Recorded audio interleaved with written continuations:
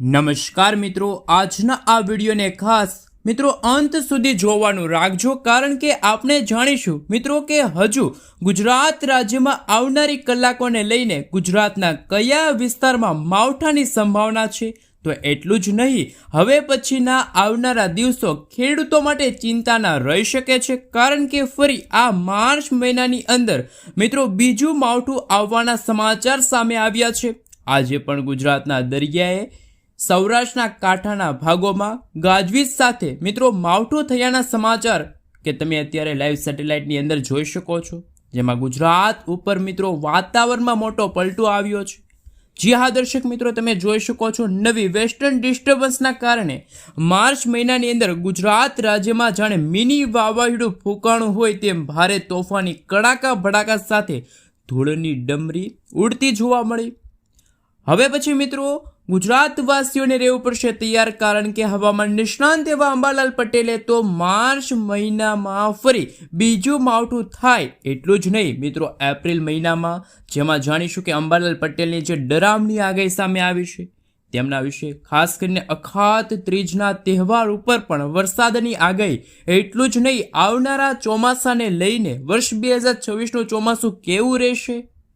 અરબ સાગર અને બંગાળની ખાડીમાં મિત્રો એપ્રિલ મહિના પછી સક્રિય થવાની છે નવી વરસાદી સિસ્ટમ। અંબાલાલ કાકાએ તો મિત્રો વાવાઝોડાની અત્યારથી જ આગાહી વ્યક્ત કરી છે, અને જાણીશું કે એપ્રિલ મે જૂન મહિના સુધીની અંદર આવનારા 3 મહિના સુધી અંબાલાલ પટેલ તરફથી જે અત્યારે લેટેસ્ટ આગાહી સામે આવી છે।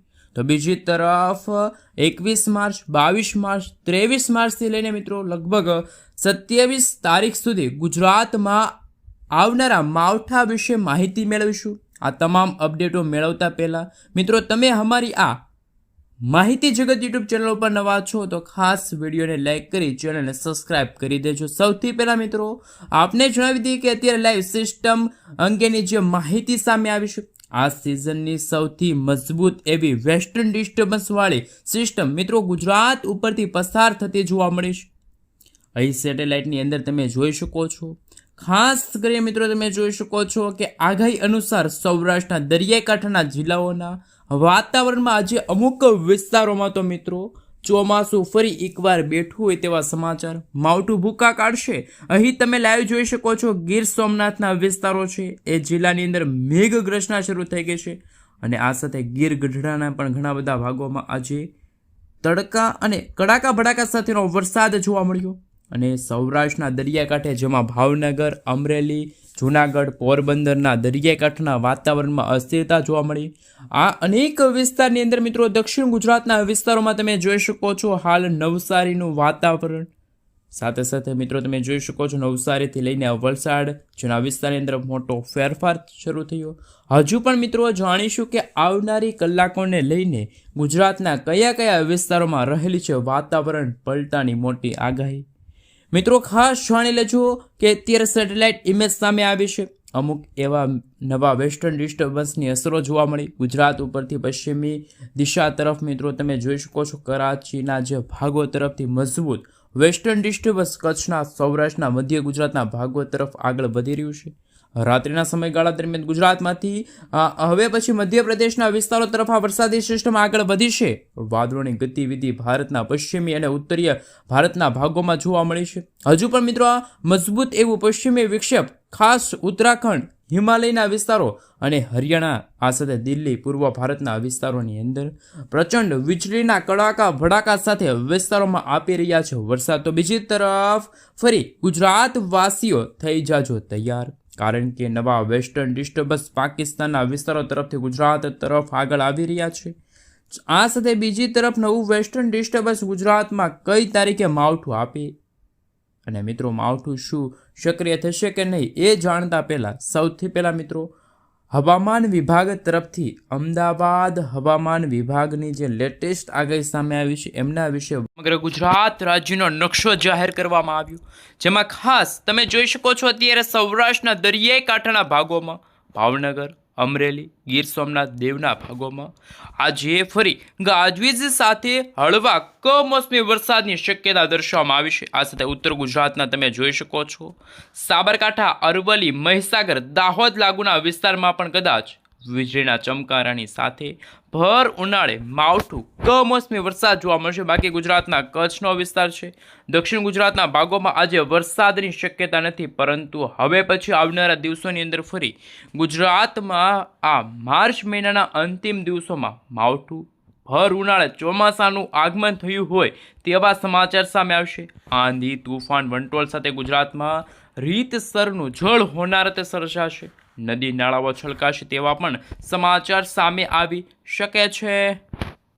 અને મિત્રો તમે અત્યારે લાઈવ જોઈ શકો છો, અમદાવાદ હવામાન વિભાગ તરફથી આગામી 3 કલાક માટે સૌરાષ્ટ્રના 3 જિલ્લા જેમાં ભાવનગર, અમરેલી, ગીર સોમનાથ અને દીવના જે દરિયાઈ કાંઠાના ભાગોમાં કરંટ જોવા મળશે. અંદાજે મિત્રો ગુજરાતમાં 40થી લઈને 50 કિલોમીટર પ્રતિ કલાકની ઝડપે તોફાની પવનો ફૂંકાશે. આંધી તુફાન વંટોળની સાથે મેઘરાજા પણ હવે પછી મિત્રો મન મૂકીને વરસવાના હોય તેવા સમાચાર આવનારી કલાકોને લઈને સૌરાષ્ટ્રના દરિયાઈ કાંઠાના ભાગોમાં હવામાન વિભાગ તરફથી મિત્રો અત્યારે યલો એલર્ટની વોર્નિંગ છે એ પણ જાહેર કરી દેવામાં આવી છે. માવઠું જોવા મળશે અમરેલી લાગુના વિસ્તારની અંદર, ગીર સોમનાથ જૂનાગઢના વિસ્તારની અંદર પણ મિત્રો હવે પછી જો આ વરસાદી સિસ્ટમ કદાચ ઉત્તર દિશા તરફ આગળ વધશે તો ઉત્તર ગુજરાતના ભાગોમાં પણ અસર જોવા મળશે. ગુજરાતના જુદા જુદા વિસ્તારોમાં આજે કંઈક નવા જૂની થવાના પણ સમાચાર સામે આવી શકે છે. હાલ મિત્રો તમે વિન્ડી એપ્લિકેશનના માધ્યમથી જોઈ શકો છો, આજે સાંજે અને રાત્રિના સમયગાળા દરમિયાન ફરી એકવાર પાકિસ્તાન લાગુના વિસ્તાર ઓમનના વિસ્તારથી એક વરસાદી સિસ્ટમ આગળ આવશે અને ગુજરાતના જેમાં પણ કચ્છના વાતાવરણને અસર પહોંચાડશે. મિત્રો તમે જોઈ શકો છો, જેમ જેમ સમયગાળો પસાર થશે તેમ તેમ ઉત્તર ભારતથી લઈને પૂર્વીય ભારતના વિસ્તારમાં નવી વેસ્ટર્ન ડિસ્ટર્બન્સવાળી મજબૂત વરસાદી સિસ્ટમ, જ્યારે બંગાળની ખાડી અને અરબી સમુદ્ર, જ્યારે મિત્રો હિન્દ મહાસાગરના દરિયાની અંદર નવી લો પ્રેશર અને નવી હાઈ પ્રેશરવાળી વરસાદી સિસ્ટમ મજબૂત બનશે. આ બંને વરસાદી સિસ્ટમો સક્રિય બનવાના કારણે ગુજરાતના ઘણા બધા ભાગોમાં જાણે જળ હોનારત સર્જાશે. ભર ઉનાળા દરમિયાન જે આવું વાતાવરણ જોવા મળવાનું છે. સાથે મિત્રો ગુજરાતના વલસાડ છે, નવસારીના જે દરિયાઈ કાંઠાના ભાગોમાં હવામાન વિભાગ તરફથી જે મિત્રો આગાહી સામે આવી છે એ અંગેની લેટેસ્ટ આગાહીને લઈને મિત્રો જો માહિતી મેળવીએ તો મિત્રો ગુજરાતવાસીઓને રહેવું પડશે તૈયાર, કારણ કે અત્યારનું લાઈવ આપણે સેટેલાઇટ ઇમેજ જાણીએ તો તમે જોઈ શકો છો અત્યારે પાકિસ્તાનના વિસ્તારોથી એક વરસાદી સિસ્ટમ મજબૂત આગળ આવશે અને મિત્રો નવ અપર એર સાયક્લોનિક સર્ક્યુલેશનવાળું વરસાદી સિસ્ટમનું માળખું પણ અત્યારે રચાયેલું જોવા મળ્યું. આ આજુબાજુના વિસ્તારોમાં ફરી એકવાર ભર ઉનાળા દરમિયાન વીજળીના ચમકારાની સાથે કમોસમી વરસાદની શક્યતા રહેશે. કોઈક સિસ્ટમની અસર ખૂબ વધારે જોવા મળશે અને અત્યારે જે હવામાન વિભાગ તરફથી જે સેટેલાઇટ ઇમેજ સામે આવ્યા છે એ સેટેલાઇટ ઇમેજ વિશે પણ થોડીક આપણે વાતચીત કરીએ. હાલ મિત્રો તમે જોઈ શકો છો, અત્યારે સૌથી પહેલાં આપણે સેટેલાઇટ ઇમેજ વિશે વાત કરીએ તો ઉત્તર ભારતના વિસ્તારોમાં જે વેસ્ટર્ન ડિસ્ટર્બન્સ પશ્ચિમી વિક્ષેપ રચનાનું એ પૂર્વીય ભારત સુધી છે.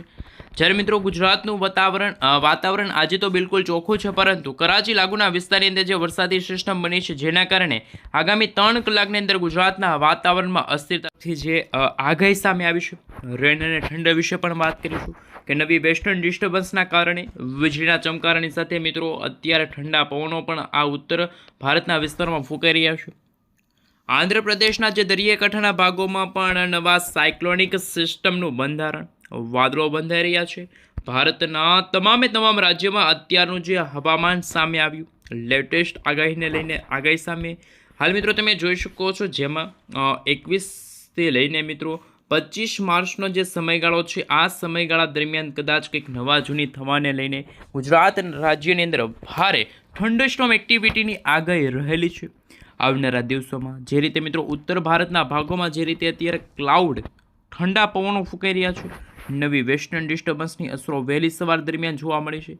એ વેસ્ટર્ન ડિસ્ટર્બન્સની અસરોના કારણે હવે ગુજરાતનું વાતાવરણ દિવસે ને દિવસે ફેરફારવાળો જોવા મળ્યું.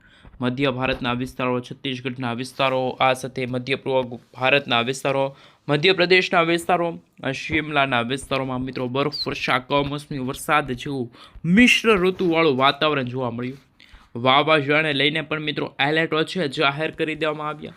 આ મિત્રો જો વાત કરવામાં આવે તો 21 માર્ચ એટલે કે આજ રોજ પૂર્વીય ભારતના વિસ્તારથી લઈને ઉત્તર ભારતના વિસ્તારોમાં અમદાવાદ હવામાન વિભાગની જે ગુજરાતની આગાહી સામે આવી છે, એવી રીતે આઈએમડી તરફથી સમગ્ર ભારત દેશની આગાહી સામે આવી. પરંતુ મિત્રો જો વાત કરીએ તો રાજસ્થાનના કેટલાક વિસ્તારો છે, ઉત્તર ભારત, પૂર્વીય ભારત અને દક્ષિણી ભારતના હજુ પણ ઘણા બધા વિસ્તારોમાં વીજળીના ચમકારાની સાથે થંડરસ્ટોર્મ એક્ટિવિટીના ભાગરૂપે જ્યાં જુઓ ત્યાં તબાહીના દ્રશ્યો સામે આવશે.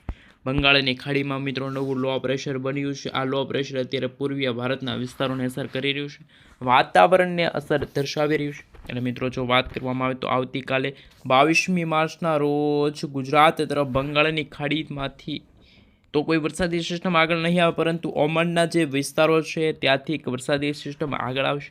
રાજસ્થાનના વિસ્તારોમાં પશ્ચિમી વિક્ષેપની અસરો જોવા મળવાની છે અને રાજસ્થાનના ઘણા બધા વિસ્તારોમાંથી વરસાદી સિસ્ટમ આગળ આવીને ગુજરાતના ઉત્તર ગુજરાતના ભાગોને અસર કરશે. ગુજરાત માટે મિત્રો જે હવામાન વિભાગ તરફથી જે નકશો જાહેર કરવામાં આવ્યો છે એ નકશા વિશે તો આપણે વાત કરી રહ્યા છીએ. આ સાથે મિત્રો જો વાત કરીએ તો ગુજરાતમાં માવઠાનું સંકટ પણ ખૂબ જ ટોળાયેલું જોવા મળી રહ્યું છે. તમે જોઈ શકો છો મિત્રો અહીંયા ખાસ કે આવનારી કલાકોને લઈને કયા કયા મોડલોની અંદર કેવી આગાહી વ્યક્ત કરવામાં આવી છે, ગુજરાતના કયા જિલ્લાની અંદર કેવું હવામાન જોવા મળવાનું છે અને બદલાઈ રહેલા વાતાવરણને લઈને જાણીશું કયા જિલ્લાની અંદર મિત્રો આજે દીવ છે, ઉના લાગુના વિસ્તારોમાં પડેલા જે ગાજવીજ સાથે ધોધમાર વરસાદી ઝાપટા જોવા મળવાના છે. ધીમે ધીમે વરસાદી સિસ્ટમની અસરો ખૂબ જ વધશે. ભાવનગર, અમરેલી લાગુના વાતાવરણના જે અસ્થિરતા છે, વરસાદી વાતાવરણ જોવા મળશે, વાદળિયું વાતાવરણ જોવા મળશે. નવા વેધર મોડેલો સામે આવી રહ્યા છે, તેમના વિશે મિત્રો વાત કરીએ તો તાપમાનની અંદર ગુજરાતમાંથી 2-3 દિવસથી રાહત મળી છે.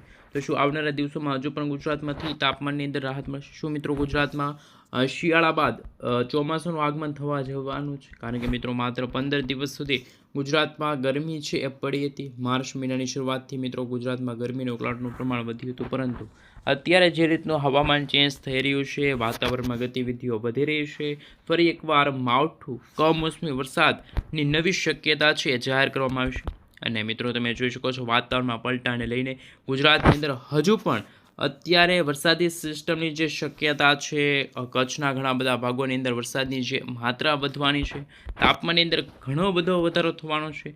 અને આજુબાજુ ગુજરાતના જે પૂર્વીય ભારતના વિસ્તારો છે, મુંબઈના જે દરિયાકાંઠાના વિસ્તારોમાં પણ અત્યારે કોઈ વરસાદની સંભાવના જોવા નથી મળે, પરંતુ આ વરસાદી સિસ્ટમનું માળખું આખો ઉત્તર ભારતના વિસ્તારોથી લઈને અત્યારે તમે જોઈ શકો છો ઓમનના કોઈક વિસ્તાર હળવો કમોસમી વરસાદ અને મિત્રો ખાસ કે ઠંડીની સાથે હવે પછી કરા પડવાને લઈને પણ નવા ડરામના હવામાન સમાચાર સામે આવશે. ઉના, તુલસીશ્યામ લાગુના વિસ્તારમાં પણ સૌરાષ્ટ્રના જુદા જુદા વિસ્તારોમાં પણ નવી અને ડરામની આગાહી છે વ્યક્ત કરવામાં આવી છે.